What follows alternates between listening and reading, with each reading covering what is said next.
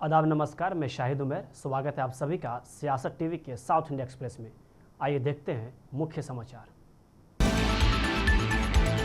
संभल पथराव की घटना पर एमआईएम प्रमुख असदुद्दीन ओवैसी ने कहा कि संभल में मस्जिद 50 से 100 साल पुरानी नहीं है। यह मस्जिद 250 से 300 साल से अधिक पुरानी है और अदालत ने मस्जिद के लोगों की बात सुने बिना एक पक्षीय आदेश पारित कर दिया, जो गलत है। जब दूसरा सर्वे हुआ तो कोई जानकारी नहीं दी गई थी। लोग जिस सर्वे का दावा कर रहे हैं उसका वीडियो पब्लिक डोमेन में है, जिसमें दिख रहा है कि कैसे सर्वे के लिए आए लोगों ने हिंसा भड़काने वाले नारे लगाए और 3 मुसलमानों की गोली मारकर हत्या कर दी गई। इसकी हम कड़ी निंदा करते हैं। देखिए, सबसे पहली बात तो ये है कि संभल की चंडोसी की जहाँ मस्जिद है वो कोई 50 साल 100 साल नहीं बल्कि 200-250 साल पुरानी मस्जिद है, उससे ज़्यादा है। वहाँ पर कोर्ट की तरफ से बग़ैर मस्जिद के ज़िम्मेदारों को कमेटी को सुने उन्होंने एक एक्स पार्टी ऑर्डर पास कर दिया, वो गलत है। दूसरा ये है कि एक बार तो आपने गलत ऑर्डर दिया, सर्वे हो गया। दूसरा सर्वे जबकि आपने किसी को इत्तला नहीं दी। तीसरी बात यह है कि पुलिस का ये काम था कि मस्जिद कमेटी को कॉन्फिडेंस में लेते या वहाँ की पीस कमेटी को। चौथी बात यह है कि जो सर्वे करने लोग आ रहे हैं वो प्रोवोकेटिव स्लोगन्स लगा कर आ रहे हैं, वो वीडियो उसका है, पब्लिक डोमेन में है। और उसके बाद जो वहाँ पर वायलेंस हुआ जिसमें 3 मुसलमानों को गोली लगी, उनकी मौत हुई, हम इसका कंडेम करते हैं। ये फायरिंग नहीं बल्कि मर्डर है। और जब से बाबरी मस्जिद राम मंदिर का जजमेंट आया, जिस बात को मैं पर्टिकुलरली कह रहा हूँ कि उस जजमेंट के बाद ये सब चीज़ें खुलेंगी और एक के बाद एक खुल रही हैं। एएसआई प्रोटेक्टेड मॉन्यूमेंट सब बातें कर रहे हैं। क्या एएसआई के कानून में नहीं है कि आप उसका रिलीजियस नेचर चेंज नहीं, कैरेक्टर चेंज नहीं कर सकते? किस बुनियाद पे कर रहे हैं ये? और आप किस बुनियाद पर अपने फेथ को दूसरों पे थोपेंगे? भाई, कानून कोई चीज़ है ही नहीं है। जिस दिन कोर्ट में सुनवाई होती है उसी दिन ऑर्डर हो जाता है, उस दिन सर्वे भी हो जाता है। ये तो 1948 में ऐसे ही हुआ था बाबरी मस्जिद में। तो ये जो फायरिंग हुई है ये फायरिंग नहीं है, मर्डर है। और जो भी ऑफिसर्स इन्वॉल्व है उनको सस्पेंड करना चाहिए और एक सिटिंग हाई कोर्ट जज की इंक्वायरी होनी चाहिए। ये सरासर गलत है, जुल्म हो रहा है वहाँ पर तो संभल में। सांसद के एफआईआर दर्ज कर दिया। आप जिस पे चाहे कर लीजिए भाई, जिस पे भी चाहे कर लीजिए। जज आप, जूरी आप, सब आप, तो बचेगा क्या फिर? अब सर, जेपीसी में आप लोगों ने समय मांगा।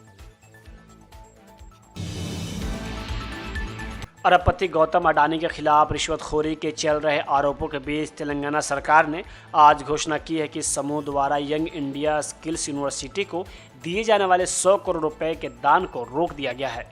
अदानी फाउंडेशन के अध्यक्ष प्रीति अदानी को संबोधित एक पत्र में तेलंगाना सरकार ने विशेष मुख्य सचिव जयेश रंजन ने कहा कि विश्वविद्यालय परियोजना ने हाल ही में धारा 80G के तहत आयकर छूट हासिल की है, जिससे इस तरह के दान की आसान सुविधा मिल सके। हालांकि कांग्रेस द्वारा संचालित राज्य सरकार ने गौतम अडानी के खिलाफ हाल ही में रिश्वतखोरी के आरोपों के मद्देनजर परियोजना के लिए दान के किसी भी ट्रांसफर को रोकने का फैसला किया है। आपको बता दें कि अडानी समूह के अध्यक्ष गौतम अडानी हाल ही में अमेरिकी अभियोजकों और प्रतिभूमि और विनिमय आयोग द्वारा उन पर रिश्वतखोरी और धोखाधड़ी के आरोप लगाए जाने के बाद विवादों में घिर गए हैं। बीआरएस के कार्यकारी अध्यक्ष केटी रामाराव ने कहा कि तेलंगाना के मुख्यमंत्री रेवंत रेड्डी अडानी और उनके दामाद के लिए काम कर रहे हैं। केटीआर ने आज लगचर्रा फार्मेसी के पीड़ितों के लिए न्याय की मांग को लेकर महबूबाबाद शहर में आयोजित बीआरएस महाधरना में बात की। पूर्व मंत्री ने कहा कि लागचर में फार्मा विलेज के लिए 3000 एकड़ जमीन लेने पर आदिवासी किसानों ने मुंह मोड़ लिया है। उन्होंने पूछा कि क्या मुख्यमंत्री के पास 9 महीने से आंदोलन कर रहे किसानों से बात करने का समय नहीं है। वही अधिकारियों ने तब विरोध किया जब उन्होंने लगातार में बताया कि रेवंत रेड्डी को अपने ही निर्वाचन क्षेत्र में विद्रोह का सामना करना पड़ रहा है। वही केटीआर ने कहा कि अगर रेवंत रेड्डी गए तो वे उन्हें फांसी पर लटका देंगे और पीटेंगे। केटीआर ने चेतावनी दी है कि रेवंत रेड्डी ने किसानों के साथ सौदा किया था कि अगर किसान 1 साल तक विरोध करेंगे तो वे काले कानून वापस ले लेंगे। जेल में बंद 30 लोगों के प्रति एकजुटता दिखाते हुए वे मनगोटा में धरना देंगे। आंध्र प्रदेश पुलिस की एक टीम आज हैदराबाद में फिल्म निर्माता राम गोपाल वर्मा के आवास पर पहुंची, क्योंकि वह सोशल मीडिया पर मुख्यमंत्री एन चंद्रबाबू नायडू और उनके परिवार के सदस्यों के खिलाफ अपमानजनक सामग्री पोस्ट करने से संबंधित मामले में पूछताछ के लिए उनके सामने पेश होने में विफल रहे। ओंगोल ग्रामीण पुलिस के अधिकारी विवादास्पद फिल्म निर्देशक के आवास पर पहुंचे, जिन्हें मामले में गिरफ्तार किए जाने की संभावना है। जब पुलिस को पता चला कि फिल्म निर्माता घर पर नहीं है तो काफ़ी हंगामा हुआ। वह कथित तौर पर कोयम्बटूर के लिए रवाना हो गए थे। आरजीवी जैसा कि फिल्म निर्माता लोकप्रिय रूप से जाने जाते हैं, आज पुलिस के सामने पेश नहीं हुए थे। आरोप है कि उन्होंने सीएम नायडू, उप मुख्यमंत्री पवन कल्याण, सूचना और प्रौद्योगिकी मंत्री नारा लोकेश और अन्य की प्रतिष्ठा को धूमिल किया। बीआरएस एमएलसी के कविता आज पिछड़ा वर्ग यानी बीसी पर 35 पन्नों की एक विस्तृत रिपोर्ट सौंपी, जिसमें इसकी सामाजिक और आर्थिक स्थितियों में सुधार के महत्व पर प्रकाश डाला गया।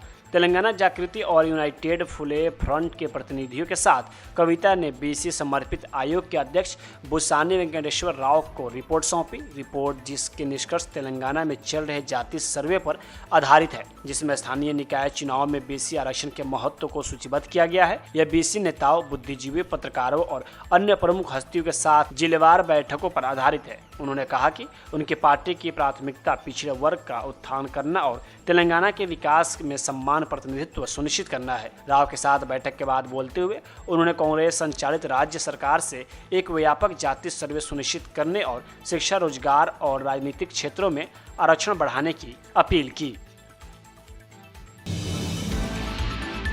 इस बात पर अटकलें जारी है कि क्या तेलंगाना के राज्यपाल बीआरएस के कार्यकारी अध्यक्ष केटी रामाराव को गिरफ्तार करने की अनुमति देंगे, क्योंकि केंद्रीय मंत्री जी किशन रेड्डी ने हाल ही में स्पष्ट किया था कि राज्यपाल को निर्णय लेने से पहले कानूनी राय लेनी चाहिए। इन घटनाक्रमों के बीच कांग्रेस नेताओं ने केटीआर पर भाजपा के साथ बातचीत करके खुद को बचाने के लिए दिल्ली जाने का आरोप लगाया। हालांकि स्थिति अपरिवर्तित बनी हुई है, अभी तक कोई निर्णायक कार्रवाई नहीं की गई है। हालांकि किशन रेड्डी ने इन दावों को खारिज कर दिया है कि निर्णय में देरी से भाजपा और बीआरएस के बीच गुप्त गठबंधन का संकेत मिलता है। उन्होंने कहा कि दोनों पार्टियों के बीच कोई गठबंधन नहीं है। वह निजामाबाद के भाजपा सांसद धर्मपुरी अरविंद ने यह सवाल करने के लिए कांग्रेस की आलोचना की है कि क्या केटीआर को गिरफ्तार करने के लिए राज्यपाल की मंजूरी आवश्यक है। वही केटीआर के पिछली टिप्पणी का जिक्र करते हुए, मैं 3 महीने के लिए जेल जाने, योग करने और फिट होने के लिए तैयार हूं। अरविंद ने बीआरएस नेता की इस टिप्पणी का मजाक उड़ाया।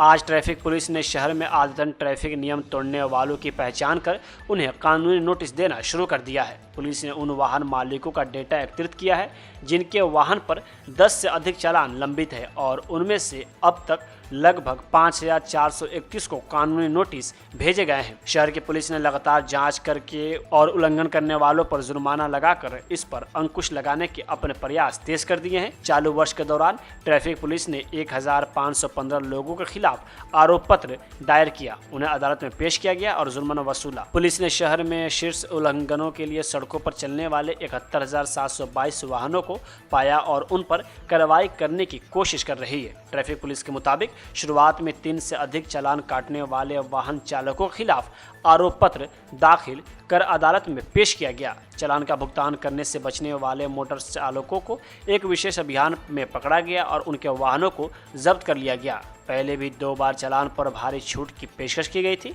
लेकिन कई लोगों ने इसका इस्तेमाल नहीं किया। यातायात अधिकारियों ने बताया कि वर्तमान में शहर की सड़कों पर 150 लंबित चालान वाले वाहन चल रहे हैं। पुलिस अधिकारी बताते हैं कि ई चालान दंड के 3 दिनों के भीतर स्वचालित रूप से अदालत में भेज दिया जाता है, जिससे पुलिस उल्लंघनकर्ताओं के खिलाफ सीधे कार्रवाई करने के अधिकार क्षेत्र से वंचित हो जाती है। उम्मात उलमा कर्नाटक और सह संयोजक मुफ्ती इफ्तिखार अहमद कासमी ने कहा कि यह बिल पहले पेश किया गया था और इस सत्र में इसे फिर से पेश किया जा रहा है। हमने अपने प्रस्ताव में कहा कि जिस समुदाय के लिए वे बिल लाया गया है, आपको उनसे पूछना चाहिए। यदि समुदाय यह नहीं चाहता है तो आप इसे उन पर क्यों थोप रहे हैं? यह एक अपराध है और इसे बर्दाश्त नहीं किया जा सकता है। संविधान के अनुसार हम इसके खिलाफ कुछ भी कर सकते हैं। ये बिल पहले पेश किया गया, जेपीसी के पास है, फिर इस सेशन में पेश होने वाला है। तो हमने अपने रेजोल्यूशन में ये बात बताई है कि ये बिल जो है जिस कम्युनिटी के लिए लाया जा रहा है आप पहले उनसे राय लें, उनसे पूछें। जब वो कम्युनिटी इसको कबूल करने तैयार नहीं तो आप जबरदस्ती किसी पे कोई चीज रख रहे हैं, बोझ रख रहे हैं, तो ये जबरदस्ती बोझ रखना भी तो जुल्म है। तो ये जुल्म बर्दाश्त नहीं किया जाएगा। आप कह रहे हैं सर सरकार इम्पोज करने की कोशिश कर रही है, जबरदस्ती तो आपके ऑप्शन क्या सोचे हैं सर? नहीं, ऑप्शन अगर ये बिल वो पास करने पर बजिद हैं और करते हैं तो कॉन्स्टिट्यूशन में हमें बहुत सारे हुकूक दे रखे हैं। कानून के दायरे में हम बहुत कुछ कर सकते हैं और जो कॉन्स्टिट्यूशन इजाजत दे रहा हमें इसके विरोध में जाने के, वो सारे जो है हुकूक अपनाएंगे, वो सब करेंगे और जहां तक जाना होगा जाएंगे।